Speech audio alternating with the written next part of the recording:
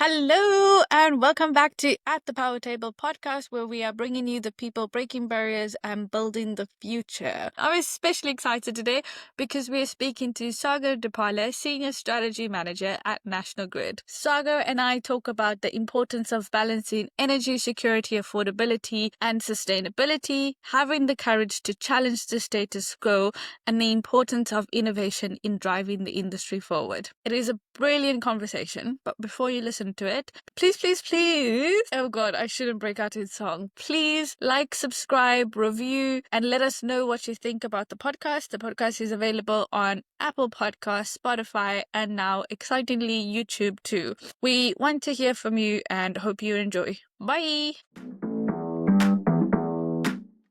Thank you very much, Sagar Depala, for joining us today. Sagar Depala is the Senior Manager at National Grid. I work in strategy, yeah. Yeah, Senior Strategy Manager. Yeah, that'll work. Yeah. What is the official title? That is my official job title, but I struggle to hear myself as a job title. It's something we tell people a lot when they're in our team to really not be bound by whatever their job title says, and just try and get into the spirit and intent of what they're there to do, really. I love that. Thank you. I'm usually really shit at introductions. I need to figure it out, but I still haven't. And every episode I'm like, what am I saying? But thank you, Sagar, for joining us. I think awkward is good. You just dive into awkward, Yeah. and then it's not awkward anymore. Well, we have lots of awkward on the podcast, and we love it. Sagar, you have an incredible career spanning across National Grid, many other industries and roles. Tell us about your career, please. I think everyone ends up having an incredible career. I think my mum has an incredible career. She works in Waitrose. I think my dad has an incredible career. He was a typist for the police. So I feel like there's loads of ways to have an interesting career. Mine has always been about a couple of things. The one that I'm more open about is making a difference and doing something that I'm good at and can learn at. And I mean that. That's true. I do care about making a difference. But the other one has just been about being in a job where I have, where I know that there's going to be a roof over my head and food on the table, where I've got a good amount of job security. So that's informed a lot of my decisions, and that's partly because of where and how I grew up. My current job is in National Grid. We own the infrastructure that moves energy around the country. We're active in the US and the UK. In Britain, we move electricity around. So if you imagine electricity was cars, we and the motorways and the small roads that move that around. I work in strategy. Loads of jobs have strategy in the title. To us, that means we help the people who make big decisions in our business understand what's going on around them, what that means to them, and then we help guide them through making those decisions. That's what I do at the moment. And I got into this because it plays to a lot of different experiences that I have, mainly about working with people, mainly about making complicated things simple, mainly about making things that you might read in big, thick packs, something that you can digest in a short conversation. Before this, I worked on future energy scenarios, which is essentially our effort to predict the future of energy. That publication is the basis for national infrastructure planning for energy in the country. So we have a look at what the future could hold. And it's like us being kind of like Mystic Meg for the energy industry. I think that's a really old reference, actually. I'm not sure anyone's going to get that, but we're trying to predict the future. Before that, I was working in gas operations, gas safety, and my job there was essentially stopping gas pipelines exploding. How did you get from one to the other? I moved into energy because I had a career I really liked in the automotive industry for 7 years. I worked in a manufacturing plant building Range Rovers. That was super interesting, working through a time of change, working with a big factory with like 10,000 people on it and helping to make complicated things simple there. That world was interesting, but the world was small, and I wanted to work on something that affected us really. I just didn't have any of the right kind of, I felt I didn't have any of the right kind of skills to dive right into a big job in energy. I think on reflection, that was wrong, but I'd gone for a few jobs. I'd been rejected a couple of times. And so I moved across in a field which I had a lot of familiarity in, which at the time was auditing and insurance. That was my way in. But yeah, moved around in energy since. That is really cool. And when you say audit and insurance, you moved into energy. Is that what you did?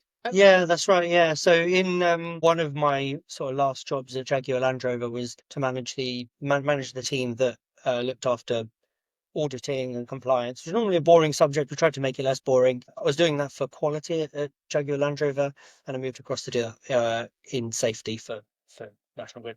Yeah, I think it's really important things that you're picking up there. Like, I think one is the key around you make it base your decisions based on your values. So it's finding what is important to me and then what do I need to survive. And those are the two key, and I'm sure there's others more important ones as well, but those are the two that you mentioned.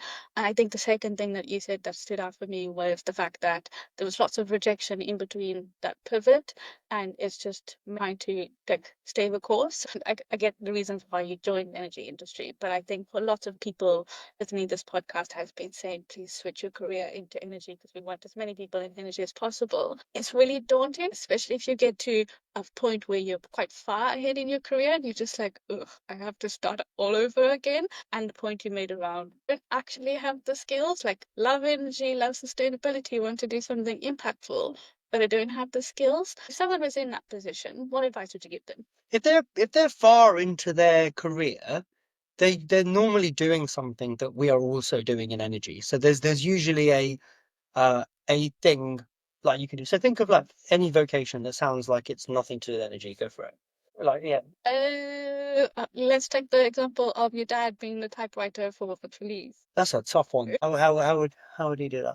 Let me come back to that. Let me come back to that because I Is that too tough? yeah, it is, and I don't know. I think it's important to acknowledge that. If we think in terms of professional career, where someone is Something like marketing or social media. something like that, wherever you're doing that, there is a really important segue into energy.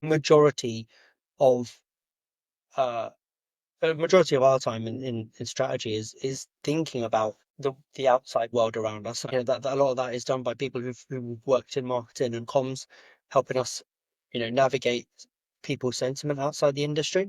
And then inside the company, there's like 30,000 people who work at National Grid or any big company. Keeping all of those people roughly aligned on the same sort of message and direction is a really important skill in its own right. And when you think about how politicized energy is, there's a big effort by any company, particularly a company like an energy company, to have a voice and get its opinions as objectively and fairly as possible out there. Whatever your skill is, I think there's that you can generally apply in the energy industry. Yeah. Yeah, I completely agree. And I'm not fully certain. I mean, you probably have a better idea of what your dad did. But for me, if that was someone who was looking to transfer his skills and they're quite senior, that would be someone who's able to grasp really difficult concepts quite quickly, put it, summarize, and be able to communicate that to a set of stakeholders. So that's Hmm. definitely something that would be required from an energy industry perspective. So it's just about identifying what are your transferable skills and what is the general sense of what you're doing and then applying that in energy. I think so, and I think one of the things that made that transition easier for me, and particularly for some of my friends who've moved into energy as well, is to not be afraid of moving into sometimes lateral role or sometimes even a more junior role. There is so much growth in the industry that it's with the right sort of temperament, it's relatively straightforward to progress through the industry. But being able to kind of move across and focus on the things you're good at while you pick up all of the new complex bits about the industry can be quite liberating. I found that. I found it so yeah. Yeah, I think some of the advice that stuck with me for a really long time, or still to this day, is you all end up in the same place anyway. So if you take a demotion to get something that you're really passionate about, it's completely okay because in a few years' time it will all even out. When I talk to the future energy scenarios and the work that you did there around demand modeling, I know that's a really complex role. Talk to us through what you've done there and what was like some of the challenges you've experienced. In demand modeling, you're essentially trying to do one main thing. You're trying to work out how much energy we're going to need. We were trying to work that out now, further into the future, so that we know how much energy we're going to need to supply. And that is true for the amount of generation capacity, the amount of literally like electricity the government needs to buy on the market, which is based on our forecasts, all the way through to the amount of network we're going to need, the amount of infrastructure we're going to need to be able to move it around. That's why demand modeling is important. It's complicated because there are just loads of things which, yeah, which affect how much electricity we're going to use. We care about how much we're going to use and when we're going to use it in a given day. So to do that, you've got to really understand people's use patterns. And then, we work in a team of, it's a relatively small team. It's about seven people, thinking about all the things that make energy demand go up and all the things that make it go down. But one of the things that makes it go up typically is weather and the amount of light. If it's cold, your heating's going to be on. If it's dark, your lights are going to be on. If you've just come home from work, your kettle is on, and that's going to affect um, when that happens in the day. As technology changes and people are plugging in electric vehicles or heating their homes more steadily through the day with heat pumps or working from home, and you're seeing these like shifts, you have a lot less data from before to base your like forward predictions on. So you've really got to you've really got to think creatively about what's going to affect future trends. But one of the biggest challenges for us is I was doing that. I say I was doing it. I wasn't doing much of it at all. I was leading the team. I was uh, managing the team and helping, helping give clarity and take blockers away from the people actually doing it. But we had a great team of people doing it in 22, 23. We'd just come out of COVID, or we were still in and out of lockdowns. And so all sorts of use patterns were changing. And just as we'd finished our modeling, one of the big things that affects the amount of energy we're going to need in the future, in the long term, is how well the economy is doing and the economic outlook. In 2022, in October, just as we'd finished our modeling, we're about to hand over to the next team, the government in the UK announced, so Liz Truss and Kwasi Kwarteng announced this budget, which, massively, massively just changed the economic outlook for the near term. It meant that loads of the modeling we'd done was basically, we I wouldn't say it's useless because ultimately we were able to do some quite clever things with it, but we couldn't use it as it was, and so we had to think about all of the variables that the economy would affect. Change those quickly, quality check it, and pass it on. Because one of the challenges here is you work out demand, then another team works out supply. So that team was constantly trying to crack how we can think a bit differently so that our modeling process wasn't so long. Because when it's long, the end result is actually produced quite far away from when you actually started the modeling. Yeah, that was a really difficult question for something so complex to understand because you're relying on a bunch of data, macro data from broader context perspective, which is not necessarily certain because there's so many moving pieces, and then you're trying to model specific data on that. And the model data is important because it's driving the future infrastructure that we need in the country. So lots of pressure on that modeling data. So thank you for explaining that really simply. You touched on a good point about pressure, and like there's and it is a really important thing to get right, and we shouldn't like be like, overly lighthearted about that. But ultimately, like, there are like human beings doing this modeling, human beings doing this sort of thinking, and people making these complicated decisions, and they are complicated. And I think sometimes when we are throwing criticism around, we can forget that actually there isn't a guidebook for here's the exact answer, because a lot of the things that we're grappling with are okay, there's things we could learn from the past, but there are a new set of challenges, and it is difficult. So I'd invite, criticism is really valid, it's really important to any academic process, but I would invite anybody who has criticism to also come in with either some help with an answer, or if they haven't got an answer, just to do that criticism with some empathy for the people doing it. Yeah, I love that. That's really powerful message. And I think also just that the connection between demand and supply ultimately comes to grid stability, Mhm. right? And from a supply perspective, obviously we're moving from non-renewable to renewable energy, and everyone is trying to transition as fast as they can, accelerated pace, scale, everything all at once. And I think that sometimes, again, to your point, we forget that renewable energy is new, so we're still pacing it up. And stuff like the Spain, Portugal blackouts happen. There's still different system stuff that we're figuring out. I know it's still under investigation, but talk us through what would that mean from a demand modeling perspective if something like the Spain, Portugal blackouts happened in the UK, for example. Yes, it's really, I really like that question. I liked your segue as well. It's a nice segue to the question. There isn't an official reason published for that blackout, but it's a nightmare scenario for anyone working in energy. If someone says that you've got one job, you've got to do the music for this party, and you turn up with no music, like you've messed up your one job. If your one job as the energy company is to keep the lights on, and you don't, it's just a nightmare scenario. worked with a senior leader in our business, Philip later. We're in a conversation about distribution and the service we provide and all the rest of that. And we keep saying this phrase about keeping the lights on. And she's like, no, hold on, it's not just about keeping the lights on.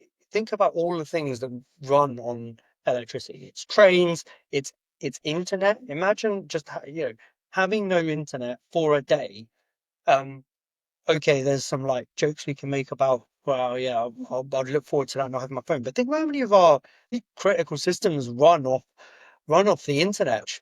And how many other things like train systems, airports, telecoms, or how you're really relying on their resilience if the grid goes down. So it's a real nightmare scenario that I can't stress how much it keeps people up on that. So what does it mean for demand and supply modeling? There are loads of I don't work in the energy system operator anymore. In NISA, there are loads of people who are dedicated to making sure that whatever the energy mix is, it is not just a little bit secure, but one of the most secure and reliable grids in the world. It is just absolutely critical. You also, didn't do it personally. I worked closely with the people who did. I saw how much they stress tested that under different scenarios for the future, and then how much they stress test getting that back online. But it is a really stark reminder of how important it is. And then it also gets people. It makes an already politicized issue, for all the right valid reasons, you know, that much more pertinent. The balance between security, balance between affordability, and the balance between clean. As you move towards some of those, it's really important to do that in a way that you get the balance right across all three. Yeah, and there's always a trade-off, right? And those trade-offs are not cheap and don't come easy. So completely agree with that. And I think just in terms of, I really like that you touched on from a demand modeling perspective, there's the COVID and post-COVID, everyone started working from home. So behavioral patterns are changing. From a supply perspective, we're moving from non-renewable to renewable energy. From a distribution perspective, and that's where you're working now. Talk to us about the trends from an energy perspective and what you see in the next 5 to 10 years as being the most important ones. I'll try and keep it simple because there are there's a lot of complexity in distribution, but there are two simple trends.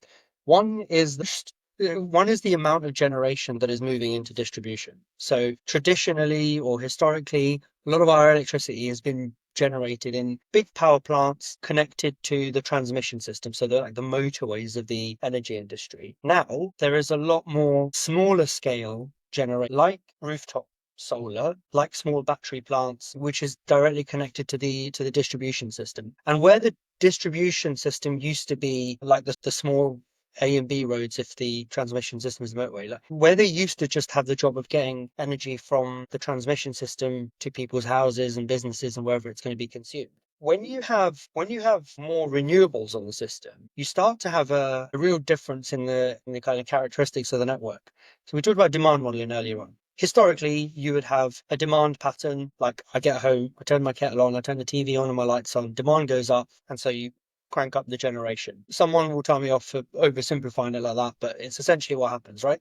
You make your supply match your demand. When your supply is based on the weather, can't tell the weather what to do. The weather does what it wants, so you have to do your best to match supply and demand when both of those are just slightly out of your control. You can do that by getting demand more under control by turning up bits of demand that they're a bit more flexible. Storage is the key one. When you start putting energy into a battery, you're turning up demand, and then you can release that whenever you want to.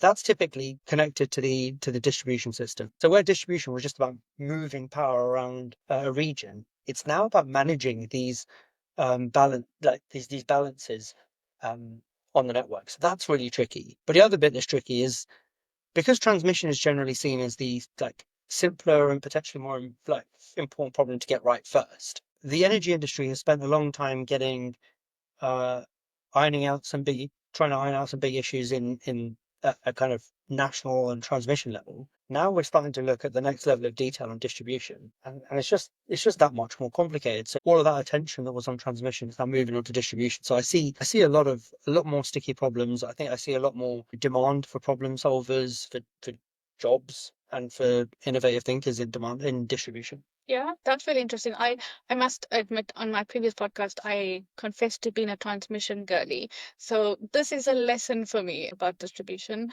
The only thing I know about distribution, and I throw around all the time so I sound smart, is bilateral flows. For someone who doesn't know bilateral flows, explain to us. I might butcher it too. Like, I think ignorance is my superpower. We're like our team is professionals at not knowing the answer and trying to find it out. It means that instead of your electricity going from your transmission system and your big power stations to your houses and businesses and consumers, sometimes um, you've got uh, you've got it going the other way as well. You might have people feeding electricity back in. You might be intentionally turning demand and supply up in different places to get around um, bottlenecks in the system, which are exactly what they sound like. If you imagine a part of the electricity network is literally like a bottle, and you're trying to get an amount of like water through it, where it narrows, you have a constraint. There are different types of constraints, but to oversimplify, that's literally what's going on. When you increase the amount of energy you need to move through electricity, you need to move through that. Um, you either need to make that constraint bigger, or the other clever thing you can do is you know, turn generation on the other side of that constraint. When you've got that, and you have that going on all over the network, you end up managing power flows in a couple of directions, which, if you're clever, you can use them to um, get around needing to build network in the right places. But it really relies on clever management of some demand and supply all over the place. That's my attempt at butchering the explanation. But the nice thing about saying something so publicly, like on a podcast, is that you invite someone to go, "Hey, that's wrong. That's so wrong. You should be embarrassed." But if that's true, um, yeah, I'd invite somebody to correct us. That'd be really helpful, actually. Thanks. Of course, that's exactly what we said about demand and supply. Everything is new. We're new. We're busy figuring it out as we go along. So very open to being taught what the right thing is, and so we can go teach other people bilateral flows, and I can just stop saying bilateral flows because it makes me sound smart. I think in terms of from passion, you've been speaking to it now as an undercurrent in terms of what we do from a distribution perspective, what we do from a GB perspective, how we look at demand and supply modeling. I know you're really passionate about innovation, but not necessarily the big I, the small I. Talk to us about what innovation means to you in the energy space. When you say big eye and small eye, I think what you're getting at is how when you explain what you get, got For me, big I and small I is almost when we say innovation, innovation is almost that consulting buzzword, and it's supposed to be, oh my God, major transformation. We're going to innovate, and you're basically going to walk into the galaxy of the future. Whereas small I is talking about innovation where everything is not drastically going to change, but we're going to make small changes across the process that's going to make it smart and take it to the next level without everything becoming into like a futuristic world. So that's my big I, small I. Sure, I think that's really smart. So our chief strategy officer also runs our innovation team and also runs our corporate venture capital arm. So Steve leads the part of our business that invests in innovative solutions, and it's kind of one of his messages too, right? We often turn innovation into this, yeah, like you say, this big massive things like we're going to turn the world into Star Trek. In order to do that, you need loads of actual small innovations. I prefer even an even simpler phrase. It's just thinking about things slightly differently, having the courage to think about things slightly differently. So the small I, the little innovation for me is about really looking at why things are done the way they are, understanding why, because sometimes, a thing is done the way it is because it needs to be, particularly in an industry where you're trying to keep the internet on, trying to keep lights on, because that has a impact on safety. But once you've really understood why, you can usually start to pair that with, well, what's it trying to achieve? And then you can, once you've dismantled it that far, you can start putting it back together in a way that might fit together a bit more neatly. And a lot of the times, the constraints that we have around us are they're kind of not really constraints at all. And that might apply in the professional world. So we might say, hey, look, this isn't possible because of that rule or the way my team is set up or something like that. Well, something I was coached to do and I would encourage other people to do is to really ask, what would have to happen? So if we're saying I can't do that because X is blocking me, a really good question to turn around and be, well, what would have to happen to make to make that possible. And then it might be that, hey, look, a lot of those things are difficult, but now you've got a list of problems to solve, and some of those are easy. And when you start knocking those off, you're left with some more difficult problems. And who knows, in the future, those might be easier to solve. And so I think, yeah, I think little eyes, a little bit about curiosity, a little bit about questioning the the barriers that you've got around you. I think this is where maybe like we said what would my dad do in the energy industry? So yeah, okay, his vocation was he was a typist, but he just doesn't see the world the same way as other people do. He has a really strong set of values and what matters to him, but he doesn't. I think he just doesn't live by the same boundaries that a lot of other people do. That makes him a really social person. It makes him not afraid to get into conversations and spend time with people that he otherwise wouldn't. And I think that's ill, especially if it can be paired with, some other vocation that you're already good at. I think that's what is really valuable in an industry or any industry, but in an industry like ours where you've got to solve so many new problems so quickly, but the established way of doing it is kind of there for a reason. You've got to be able to think laterally, but understand why we're doing things the way we are. Yeah, need is just that courage to be able to think differently. Because from my perspective, certainly in the energy industry, stuff has been done for a really long time in the same way, and people are comfortable, and that's okay because that's human nature to be comfortable with this is what we've done. Because again, that pressure to keep the lights on, to keep the internet on, the transport moving, etc., is so big. So you don't want to try too many new things, even if it is small eye innovation, because you're like, oh, what if I break the system? So there's that courage to try new things. From your perspective, is there anything we need to be doing in our current teams, in the current energy industry, to enable and to empower people to have that courage to think about things differently? I think two things. One thing, let's be really clear on which things need to stay the way they are. The other thing is um, tell people that we trust their judgment. So on the first one, I used to work in gas safety. A gas transmission pipeline is there's a video there. It's about that wide. It's about a meter wide. It's at 90 bar, and a bicycle tire is at like 1.5 or 2 bar. And that's I have pretty weak hands, but like I can't squish a bicycle tire. A gas pipeline is at 45 times the pressure of that. If something bad was to happen to that, if that was to explode, it could take out more than a street. It's really bad. There are very important reasons why some things are done a certain way and why certain rules have to be respected. And I'd encourage people to understand those. But Amazon famously talk about this concept of one-way doors and two-way doors. A one-way door is one that you make a decision, I can't unmake it. Let's be careful about those decisions. A two-way door is a decision where, look, if we make a mistake here, okay, it might be a bit of a hassle, but we can unmake the decision. So let's be really clear about what the difference between those two are, and where it's a two-way door. I love being told, and I love telling other people that, look, I trust your judgment here. Do what you think it's right. It makes my job easier, it makes their job easier, and I think that's the main thing we can do to kind of encourage people, make it safe, and then how we respond when things go wrong or when things go right, even, is really important as well. If we're only celebrating things, if we're only positive when things go right, and if we're really negative when things go wrong, it's obvious how that makes us feel. So I think it's important to be quite balanced about that. My current boss is really Abby is really really very good at doing that, and I might comment about it a bit. Yeah, awesome. I look forward to listening about Abby and how she's creating that psychological safe space. Why don't you tell us about Abby? Two things that Abby does well. Three things. One, she respects politics but stays neutral in them. I think that's incredibly important. She treats everybody like they're the most important person she's speaking to that day. And the other one was she's very validating. So in reverse order, she's validating. I get nervous. Everybody gets nervous. I get the heebie-jeebies about things.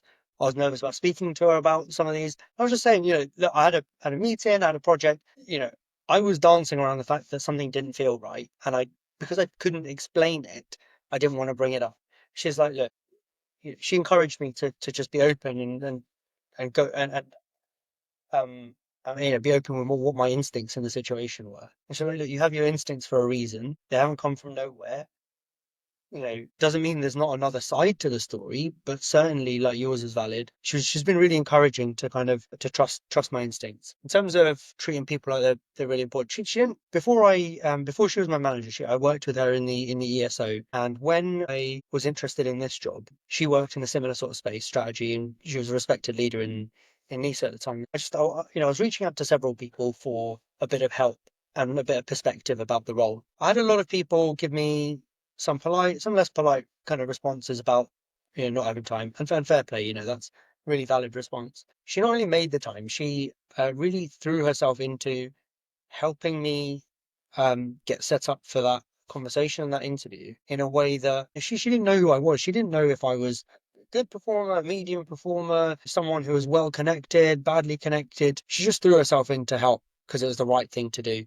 For me, that's such a massive character strength, and I'm really pleased that she's been promoted and is my boss now. Something I try to do for other people. And a bit about politics, like I think politics are really important. I think it's incredibly important to understand, and I don't think it's a dirty word either. I think it's important to respect that people have their feelings and their reasons and their agendas for doing things. And no matter how much analysis you have, it's those feelings that are going to drive their decisions. You've got to understand that. You've got to, and you've got to be able to feel the mood music in your organization or your industry for that. She's very good at doing that. It's easy to get caught up in that and to maybe use that to your own advantage or to push your own agenda or take a side. She's incredibly good at staying neutral in that, which again just builds trust and actually then I think makes the politics easier. So yeah, she's kind of she does the simple things that are hard to do really well. That is awesome. And shout out to Abby. Fingers crossed we get her on the podcast so she can come talk to us Do about it. how to reframe politics. That's such a positive way of looking at it in terms of it's not a dirty word, it's just something that You humans coexist in, right? you've worked in politically complex I places. do work in politically Do you get to complex. talk about your background on these much? I do, yeah. I mean, I don't have a problem. Sometimes I reinvent myself every time on the podcast. First I was a mining girly, now I'm transmission girly. But yeah, I work in pretty politically inclined stuff. But I think it's exactly what you said, right? This is people. People come with their own feelings, their own perspectives, their own world. I mean, there's a quote of the world is basically as you perceive, and everyone perceives it differently. So obviously, if everyone is brought together and all have to work together, that will play a role. And sometimes it's just understanding what does this mean? How is this person viewing the world? And what perspectives are they looking at this from? What are they trying to achieve? And it comes back to the empathy in terms of this person's just trying to do X. I might be trying to do Y. How do we meet in the middle? So yeah, I completely agree. But no, I agree. Politics not a dirty word. It's just figuring it out. Easier said than done, though.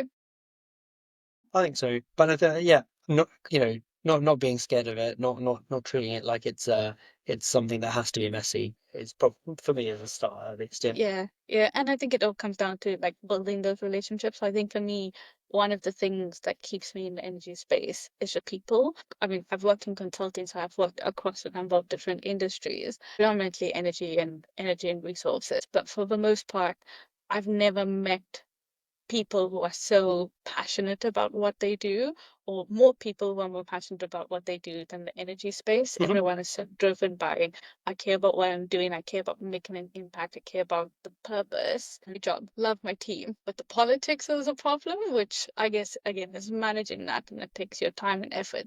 But for me, the people in the energy space, and it comes down to the spirit, I was going to touch on the fact that you said Abby is someone who allowed space and time for you and took an interest, even though she didn't really have anything to gain from that.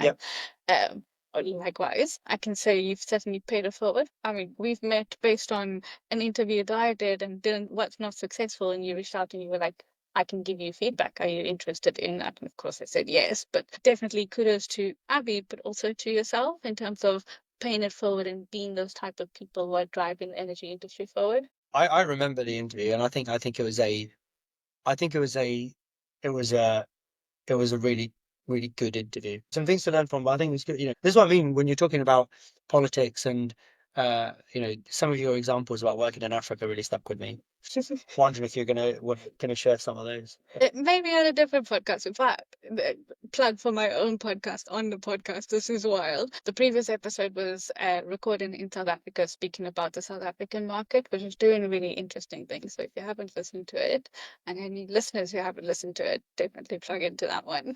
I have two more questions before I let you go. This has been incredibly interesting. First question, if you could redesign the energy industry, so no limit on resources, no limit on money, no limit on policy, regulation, none of it. What would be the changes you would make?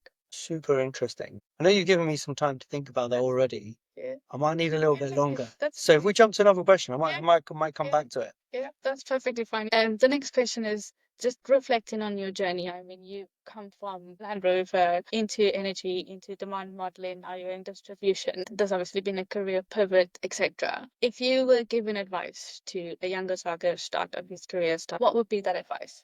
I benefit from a lot of advice already. So I think I'd encourage anybody to go and seek out that advice. I think it comes down to three things. And one of those is instinct. You might not understand why you feel a certain way, but you know how you feel and you feel that for a reason. So give that some space and listen to that. Try and understand it as well as you can. If you can't, you can't, but you try and respond to that. Try not to ignore that. Focus on outcomes. What am I trying to achieve? What's the big picture of what I'm trying to achieve? Why is that important? Who's it important to? Rather than just what the task in front of me is. If you keep doing that, you go back to that small I, where you might find a much better way to do it than the way that is obvious. And the last one's about recently I spoke to somebody in our corporate venture capital National Grid Partners, a guy called Pradeep. He was talking about entrepreneurs. I'm not planning to go start my own business, and kudos to those who do. But he was sort of saying one of the ways that they really predict whether entrepreneurs are going to be successful is their temperament, i.e., will they keep going through setbacks? And I have all the love in the world for people who decide, for whatever reason, in whatever endeavor, this is enough for me. And so I think it's really important to know where you're going to be like, this is enough. I quit. And that's fine. I own that I quit. But if you want to achieve something, if you're trying to achieve something or move in a certain direction, I think the biggest predictor of success is just your ability to keep going. Because if you want to keep going, if you're thinking about outcomes, and if you're listening to yourself, regardless of what setbacks you face, you will almost certainly find a way through or decide completely legitimately that actually, look, this isn't a priority.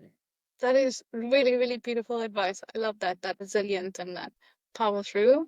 A quick one before we let you go. Do you have a view on what you would change in the energy system? One of the things I would choose to do is set things up as simply as possible, as flexibly as possible. But I think the fact that that's difficult is just it's a testament to how complex some of it is. I think a lot of things I'm really interested in how things got to be the way they are, and there are a lot of kind of smart and sometimes not so smart reasons for the way things are at the moment. So I don't have a magic wand solution for what I would change. What I would say though is we talked about earlier in the podcast, you talked about balance between, uh, you know, decarbonisation, affordability, and energy security. I see innovation and creativity as like the kind of the secret way through some of that. You said something I agree with earlier, which is, there's always a trade-off. The one exception, I think, where there isn't a trade-off is where you can innovate to change a paradigm. So by innovating, you might be able to find something that gets you a better result without having to, I don't know, spend as much money or whatever. We were speaking to one of the businesses we invest in recently. They're called Line Vision. They have a really very simple idea which they execute well, which is essentially they literally use they use something that you attach to an electricity pylon, which looks at how much your wires are sagging. That tells you essentially how much spare capacity you have on your system and how much risk you have to account for. And basically, by doing all of that, you get to more accurately understand how close you're operating to the system's limits. Because of that, you can put more power through the system without building extra network. It's a great, it's a nice energy security, because you're achieving something without compromising the energy security. But because you can effectively increase the capacity of the system for close to free, it drives down the cost of everything on the network. I think there's loads of examples like that. If you can make process simpler, you've made it, you get the same output for less. So I think, yeah, innovation's the kind of secret way. Some powerful parting words in terms of really looking at the energy industry, but also, is there any other topics or areas of discussion that you wanted to come across or talk about in the podcast that we haven't asked you? I'm good. I'm still curious about, like, what's on your mind. What are the things you wish you could ask on a podcast, but maybe sometimes like, well, I'm not sure if I should. To be fair, I ask all the questions Oh, that's I good. want to ask. Yeah, yeah. And for the most part, I don't think I have been stopped in terms of asking a question that I wanted to ask. Yeah, I think people are mostly very open in the energy industry. Thank you so very much for the insights we've had. I've had an incredible time just listening, and I've definitely learned a lot more about distribution, including bilateral flows. I mean, I kind of had an idea, but now I know a better idea. So thank you very much for your time. Thank you. Boom. Was that the dry run? Pardon? Was that the rehearsal?